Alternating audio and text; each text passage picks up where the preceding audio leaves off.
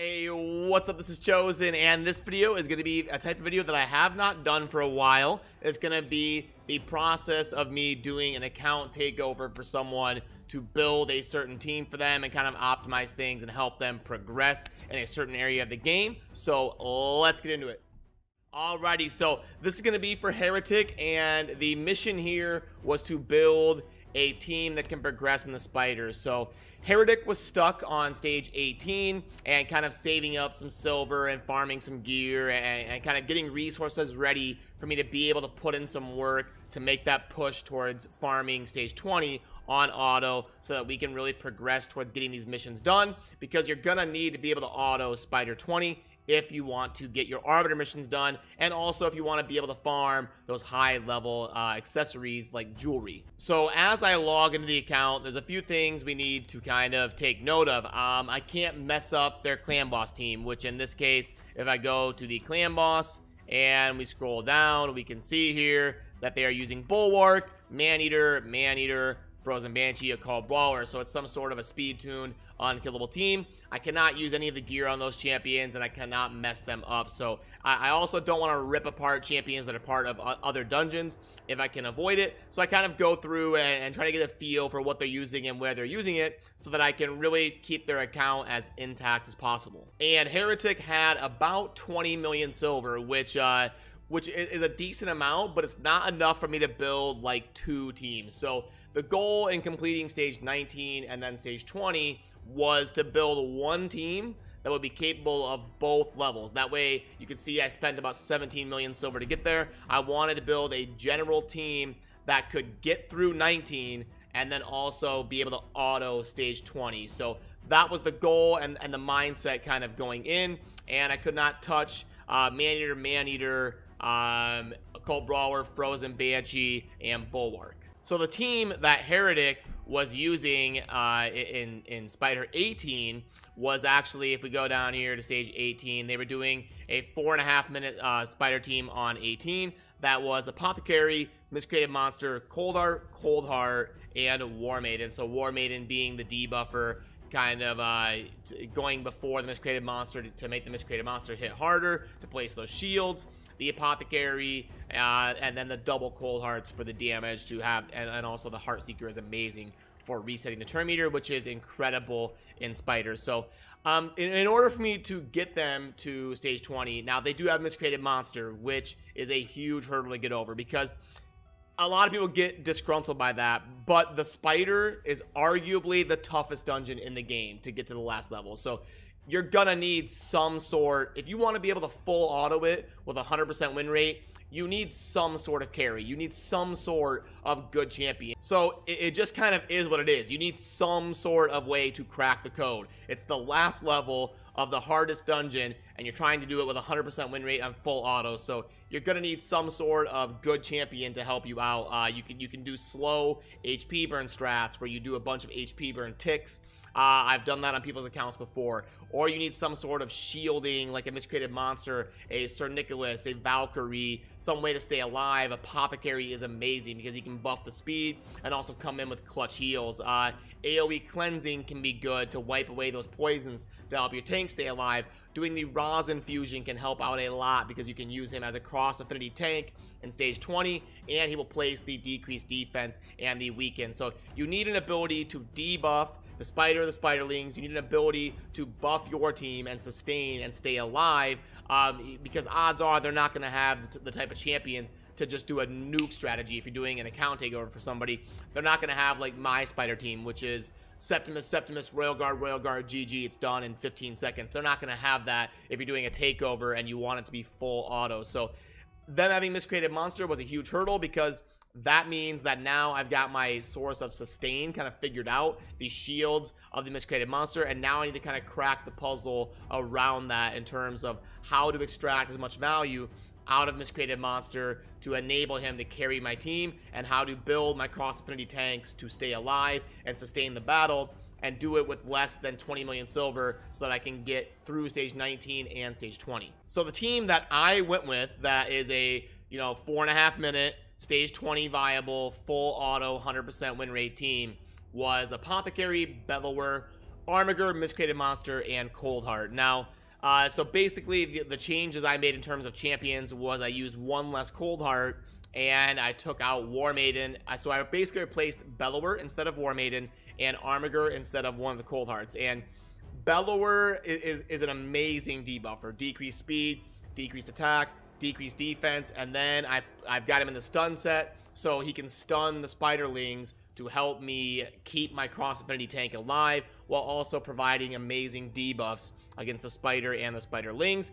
Apothecary has the aura to help me sustain less damage from the Spiderlings and the Spider. Also the clutch heals and boosting the speed of my team. Miscreated Monster is what's going to help me keep my Cross Affinity tank alive, my team in general alive.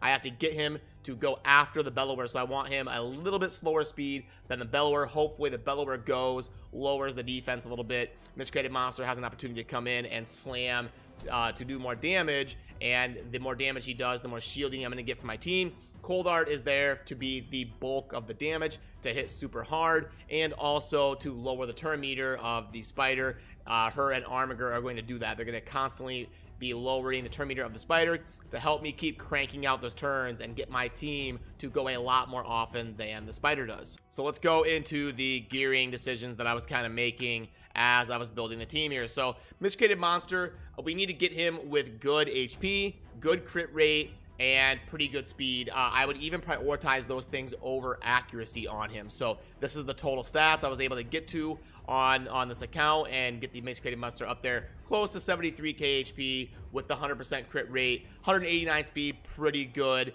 And then that's the main gist, is getting the crit rate, the high HP, and the good speed. If we can squeeze in accuracy and crit damage besides that, that is just a bonus on top. The Apothecary was going to be my tank in stage 19 because 19 is Force Affinity. So I used my Apothecary to soak up the damage. He's a magic affinity champion, so the Force Spider is going to be strong against him and target him. So I'm able to get my Apothecary in good toughness and really good speed so that he can constantly crank out the speed, heal himself, and be able to sustain. So here is the stats it took to achieve that. The 60,000 HP, 2,400 defense, and 228 speed. I would have liked to get that up around 240 or 250, but I was kind of working with what I got. I needed to kind of spread apart the good gear to make the whole team balanced and work. And then diving into the Bellower, where are you at? Right here. Stun set plus speed is amazing on the Bellower. And then we get to the total stats. If we can get around 200 speed, that's great. I want him to go before the Miscreated Monster. That's the biggest thing to make sure I do. And then as much HP and defense and accuracy as you can get. Now, this person did not have an accuracy banner available to me at all. So I would love to get this Bellower up over 200 accuracy, but it just wasn't really possible in order for me to get the stun set and get really good speed and get enough toughness and just get everything in line. It wasn't going to happen with this person not having an accuracy banner on their account. I checked in the filter, there wasn't one anywhere, so we did what we could, and unfortunately the accuracy is not amazing for the Bellower, but that's something they can work on. Now that they're doing stage 20, they'll be able to get an accuracy banner, and this Bellower will be much better when they get an accuracy banner with speed on there. They get this up to like 220, 230 accuracy with speed on there as well, and their Bellower will be way better. Then for the Armiger, we've got here, so the Armiger is going to be the tank in stage 20. Now, there is no Force Champion that I use for this. If I used a Force Champion, odds are the Spiderlings would prioritize coming after that champion. But in this case, my tank, because he has the lowest HP and he is a neutral affinity, the Spiderlings were coming after my Armiger. So I needed to get him in good toughness. I got him up just over 30,000 HP. I need to keep it below the Cold Heart. The Cold Heart is at 33,000, 34,000. I need to keep the Armiger below the Cold Heart so that he soaks up the damage and really takes care of it that way. And then he's going to help me with resetting the turn meter. I need good accuracy on him. 242 is great. That's what I'm looking for. I need really good accuracy and really good speed. The more often he goes, the more he's going to hurt the turn meter of the Spider, and I really need that from him. So that's why he has a lot of speed and a lot of accuracy with good defense and good HP. with as much toughness as I was able to squeeze in, while getting the HP as close to the cold hearts as I could without going over it. Now, an opportunity for improvement is to get this defense up a lot higher. Get this defense up to 3,000, 3,500, and the armor will be a lot better. But in terms of speed and accuracy and HP, pretty good. They just need to work on the defense of this armor. And last but not least, the cold heart, everybody's favorite. Their cold heart was pretty good. I didn't need to change a whole lot. They built this the right way. Good HP, good accuracy, and the crit rate is not quite optimal. It's funny because you need to get her to 70% to make sure that Heart Seeker crits, and they are at 69%, so they are 1% short, and I actually saw that happen a couple times. It's funny that 1% feels like 10% when you're actually in game. So even though it's only 1%, I saw it happen a bunch of times when I was kind of working on this person's account. So it's just funny how that works. You've got to get that to 70, so that's an opportunity that this person can't. Unfortunately, there's no crit rate glyphs or anything. I think that'd be kind of cool if they added like 1% crit rate glyphs or something, but probably not going to happen. I've discussed that at length. It would kind of throw away the balance of crit rate and crit damage gloves. You can already argue at the end game, crit damage gloves are a lot better, so adding crit rate glyphs would probably make crit rate gear a lot worse. So that's probably why we don't see that. But that's an opportunity for improvement. Other than that, the cold heart's pretty good. I mean, maybe bump it up to like 190, 195 speed with a little bit more defense and a little bit more HP. But all in all, the cold heart looks pretty solid. But yeah, that kind of explains the team. I will show you the run here really quick. And let's kind of go through here and let me fire up. I've got the footage here. There it is. So I sped this up a little bit so that it will go a little bit faster, and I don't have to sit here and talk for the whole 4 minutes, and you don't have to sit here and wait. You can kind of see what the gist is. So the apothecary needs as much speed as possible because that's your booster, your speed booster. You want the apothecary to get as many clutch heals as often as possible for your cross infinity tank that is soaking up the damage, and to also boost the speed of your team. Keep that up as often as possible along with the turn meters. So get as much speed on apothecary as possible, 230, 240, 260. The more you can get, the better. And then you can see the Armiger is soaking up all of the damage. So Armiger needs good toughness, good accuracy, and really good speed, approaching pretty close to the apothecary speed, somewhere 215, 220, something like that. And then we need our Bellower to also have really good speed, as close to 200 as we can get it, to be debuffing as often as possible. Keep those debuffs online, especially if you have low accuracy like the one I was using in this video, because they do not have a banner. And because also we want our Miscreated Monster to be able to have good speed, but not go before the Bellower. We want to give the Bellower a chance to debuff the defense before our Miscreated Monster attacks. That way we can get as much shield as possible. And then the Cold Heart and the Miscreated Monster can kind of go towards the back of the rotation. But the Cold Heart can go even before the Miscreated Monster, like as close to the Bellower as possible. You want to make sure those defenses are on the Spider. So you do want the Cold Heart going after the Bellower. You don't want to slam a Heart Seeker into a Spider that does not have decreased defense. That is a huge damage nerf on yourself. So this will be over here in about 30 seconds, and you can see that the shields from this Miscreated Monster are able to keep everything alive. Our Armiger is able to soak up the damage from the Spiderlings. Our Apothecary has just enough speed to come in with clutch heals when they are needed, and the Armiger is constantly lowering the turn meter. The Cold Heart's coming in with the clutch Heart Seekers to do a bunch of damage and lower the turn meter as well. There you can see it is almost dead from that Heart Seeker, and it will fall pretty soon here.